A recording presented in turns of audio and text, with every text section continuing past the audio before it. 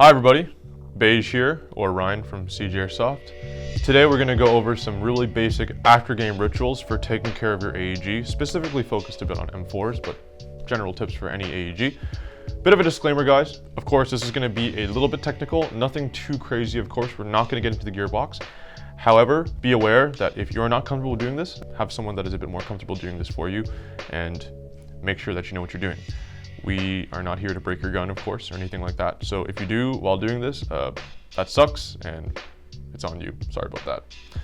But as a general guideline, whenever you are done playing Airsoft, you should take care of your gun, give it a good clean, make sure everything is working properly.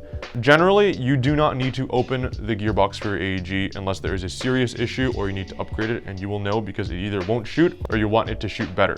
So don't open the gearbox guys if you're not experienced with that. If you want to learn, again, that's on you, but don't open it. You don't need to worry about the oil. It's not going to go anywhere. There's nothing really that's going to get inside. It's a pretty closed mechanism.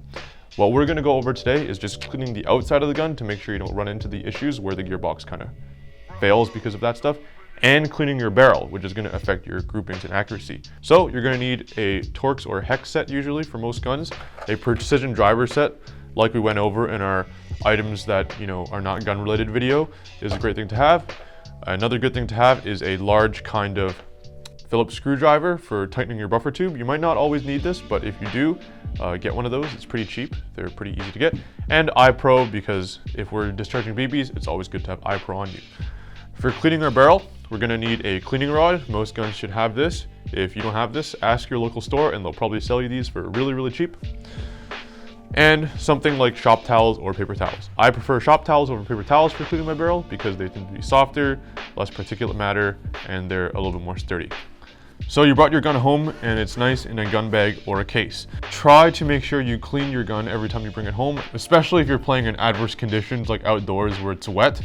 Some of these guns, especially AKs and stuff like that, they do have steel parts and moisture will cause them to rust, corrode, build up nasty stuff. Brass barrels can also develop a patina if you don't clean them properly, and that's not good for the performance of your gun or its longevity.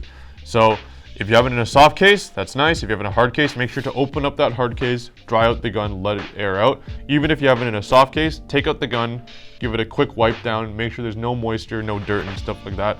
So I'm gonna take my gun out now. This is it right here. Now let's say we came back from an outdoor game or something. I would take a shop towel, look at where all the dirty spots are, and wipe off all the dirt. This is especially important in areas that move, like the stock tube, in between the rails if you can get it there, or areas like the dust cover where the hop-up is.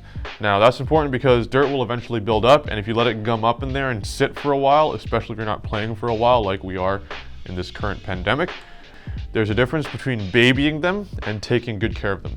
Babying them means you're afraid to use them on the field and you're kind of afraid to get them down and dirty. You should not baby your guns, of course, you should use them as you need to playing a game. However, you should take good care of them. This gun in particular is from, if I see the stamp, it's from 2012, so that is 9 years ago, and it's still in really great condition.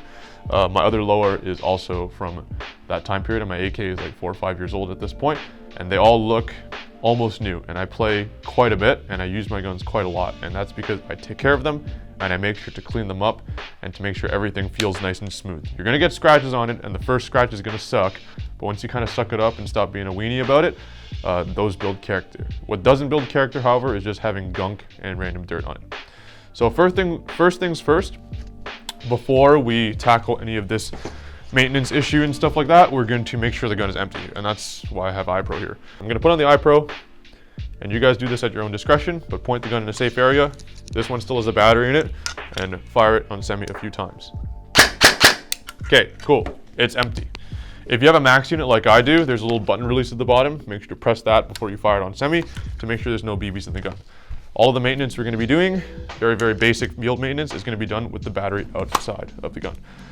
Generally, you should also take the battery out and make sure it's clear before you clean it, in case you put it on semi and you're cleaning the trigger area, fire it off. If there's a BB inside, that's super not good. So take the battery out. So I have a little Dean's connector. There's my battery. I'm going to take it out. Now, in terms of charging your batteries right after, there's some debate about that. However, I generally don't recommend charging them until you need to. because these lipos tend to store better with like a slight discharge for long-term storage. So if it's like still firing, it's still good, just keep it there. If you bought one of these lipo checkers, you can check, just put it in. This one's at 46%, and if it's anywhere between like 20 and 60% generally for long-term storage, that's totally fine. Now you don't want to store your magazine with BBs in it. If you do it for a short period of time, like let's say a week or whatever, it's not super huge of a deal. However, over time, it can cause these rings to weaken and the BBs inside will get kind of crushed and not really usable, especially if they're bios. So what I recommend is opening your BB container, and assuming you don't mag dump at the end of the game and you're smart with your money, just put the BBs back in there and you're good to go. So make sure your mags are all empty, they got nothing in them. Obviously you can easily check if the follower's sticking out, and make sure that your BBs are, there's none in the gun and in the mag. Pretty simple. So once the stock is off and everything like that, you can keep the stock off. I'm actually going to take my sling off here because I don't really need to have this on here when I'm cleaning and maintaining it. You have this empty gun, no BBs, nothing like that.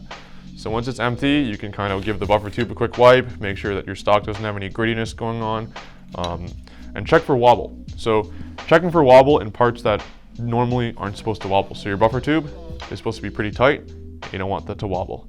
Your grip is supposed to be pretty tight, you don't want that to wobble, you know, all that stuff. If your barrel or anything else like that starts wobbling, that can be a bit more of a complicated issue, and you should probably see a proper technician to have a look at that. If you need any help, just PM us and we'll get back to you on our Instagram or Facebook, and we'll try our best.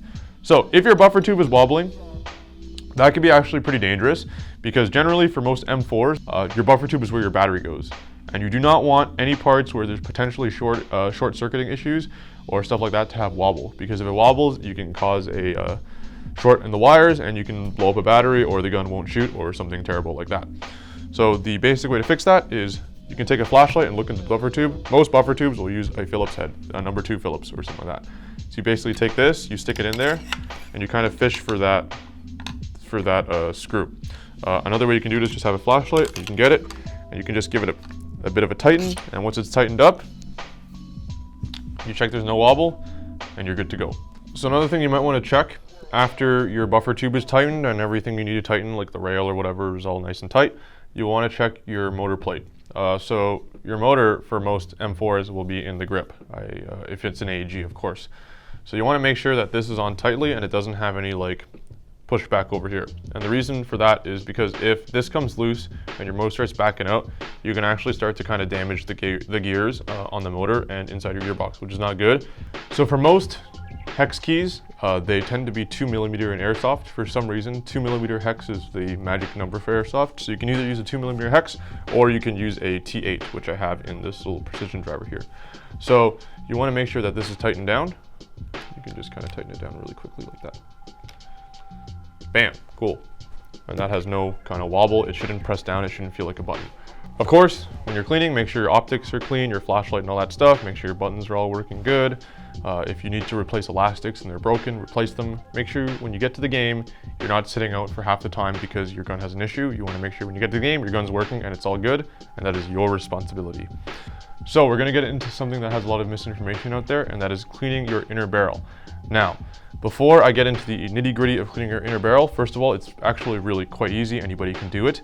And the second thing is do not, and I repeat, do not use silicone oil. There's going to be a lot of guides that say put silicone oil in your barrel. Don't use that. And the reason is silicone oil is not very good at cleaning, and it attracts dust. It's sticky and stuff like that. If you think about how your hop-up works, it needs friction to work. So you need to put backspin on the BB and it needs to be able to grip that BB. If you put silicone oil in your barrel and on your hop-up, some rubbers, first of all, will swell because of the silicone oil, and you'll get feeding issues and jams, which can damage your gearbox. And silicone oil will cause the hop-up rubber to not grip your BBs as effectively and attract dust, therefore affecting your groupings and your accuracy. So don't use silicone oil. I will say that till I die. Whoever's writing that in the manuals is a big dummy. Do not use it. The only thing that you should be cleaning your barrels with is either nothing, maybe a light rubbing alcohol, or actually Windex, which is kind of weird, but it's because it's a streak-free cleaner on a metal surface, so it actually works pretty good. Don't use anything harsher than that, guys, if you're generally cleaning your barrel and stuff like that. please, please, please, no grease, no oils, none of that stuff in your barrel. You want your barrel to be nice and dry. Now, if you're cleaning the barrel, the most ideal thing you want to do is take the inner barrel out of the gun. Now, your gun has two barrels, the outer barrel and the inner barrel. The outer barrel is the one that you see on the outside. The inner barrel is going to be the steel, brass, aluminum tube that the BB physically travels through. Now, the reason you take the inner barrel out is so you can inspect it, you can turn up the hop up properly, and you can get the cleaning rod all the way in and out without causing any issues. Now, for guns that are harder to get the inner barrel out, like an AK, you can still do this with having the inner barrel inside the gun. However, for an M4, and this is why M4s are awesome, it's super easy to field strip and get the inner barrel out, and it just is a bit cleaner of a job. So for M4s, for most M4s, and every gun is going to be slightly different, you're going to have a takedown pin in the front here for an AEG. Now for these guys, some of them might have screws, some of them might just be a push pin. If it's a push pin, it's pretty obvious, doesn't have a screw. If it has a screw, you need a hex key or some other kind of device to take it out. So for me, I have a nice VFC M4. I can just pop that out like this, and now I can take the top off. Now for some guns as well, the charging handle will be retained by a nub on the gearbox. So if you pull the gearbox, or if you pull the upper off like this, and you will just slide it off, like so, make sure that your dust cover is closed, it will slide off like this. And for some guns, you might experience a snag right around here. That's because there's a nub holding the charging handle in. You'll need to pull the charging handle gently, raise it a bit, and slide it over that nub. Now VFCs, they don't have that, but some guns will. In addition, you might also not have the gun disassembled because of the dust cover on the bolt. So you want to make sure to put that in and do that. So if you're doing it like this, you might need a bit of finagling to move that, pull the charging handle up, and get the upper off. This is the lower of the gun. This has all of the guts that you need to shoot the gun, all of the inner workings. You can put that aside for now. Do not worry about the gearbox. Don't need to oil that. Now, what you're gonna do is you're gonna see your barrel, and this is where the magic kind of happens. You'll pull your inner barrel out like this, and you will have your inner barrel. So mine is a rotary unit, which is a max unit over here, and I have a PDI barrel. Now, most barrels will be about the same. What you wanna do before you stick anything in your barrel is you wanna turn the hop up off. So if you don't know which way is off, which you should, but you don't know, you can hold this up to some light, and you can turn the wheel until you don't see a nub protruding, or the nub gets as small as possible for some guns. Now the reason you do that is because when you're cleaning the barrel, you don't want to be abrading that nub with something like paper or something like a shop towel, because that does put a little bit more wear than necessary, and you don't want to do that because you don't want to scratch or damage that rubber. Now while you're looking in there, you can see if your barrel even needs cleaning. If it's pretty shiny and nice, generally you don't. However, if it's really dirty and gross, it's a good idea to clean it.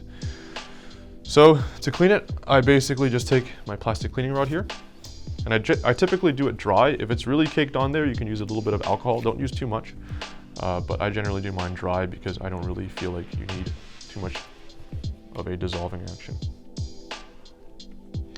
And you want to stick your little bit of shop towel through your cleaning rod. First things first, to make sure you don't have too much, you want to stick it in here, and it should feel nice and smooth. If you have to really jam it in, chances are you have too much towel or too much material. Rip a bit off and try again. If you have too little, you won't feel that little bit of pressure. So now what you want to do is you want to push this through and twist with a motion like that. So you can push it through and twist with a motion like that until it comes out the other end. And what you can do is you can just pull this through like that. Now the reason I don't really like going super in and out around where the rubber is because that starts to kind of wear on the lips, and I don't really want that. After that, usually 1 or 2 swipes is all it takes. That's already a lot better. You can take this out and put on a new one. Roll that up. And stick it in there again. And give it another pass.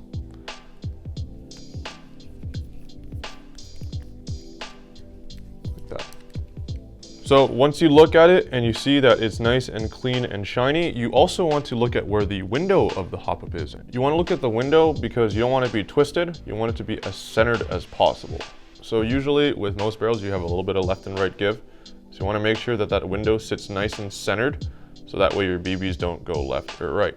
And once that's done, you can kind of turn your hop-up on and off just to see if everything is nice, and it looks pretty nice on this one. This has a nice R-hop in it. So looks pretty nice on this one, and that's good to go. So the reason why you want to take your barrel out is so you can do that, so you can inspect it, and so when you're pushing your cleaning rods through, you're not actually like just kind of pushing all the dirt into this little accumulated area, you're actually like cleaning the barrel. If you can't do that with your gun, it's not a huge deal. However, if you want to be thorough like me, it is important, which is nice. So once that's good to go, you can stick the barrel back in the gun, and when you stick the barrel back in the gun, make sure that you stick it in obviously the right way. It's only one way to go. You want to make sure that it kind of just floats in there, and it should have no resistance going in, and you should have a bit of spring tension on it. If you don't have a spring on it, that's not a huge deal, but it does affect the air seal a bit. So yeah, once that's good, you can put your upper back on. Make sure that your pin is out, unlike me right over here. And then click that back in. If you want to test it out, you can pull your bolt back, make sure that it's locking, or it's going smoothly, and that is pretty much it. If you would like, now you can test fire your gun, make sure everything's working properly. Test your hop up if you have the range and a safe area to do that, and you're good to go. So after that's done, you want to take your battery wire and all that stuff, make sure it's nicely in the stock, make sure nothing's getting caught on there. You put your stock back on, like so. I have a Mo stock, so it's a bit annoying. And then put your sling back on if you have a 2-point like me.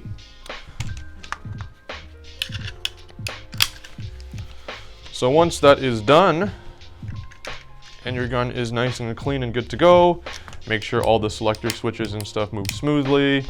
Make sure that your charging handle and your stock retract all smoothly and stuff like that. Super important. And your gun is clean and you're ready to game it for next time. So thanks for watching, everybody. We hope to see you on the next video. Stay safe out there, and we'll see you on the field soon.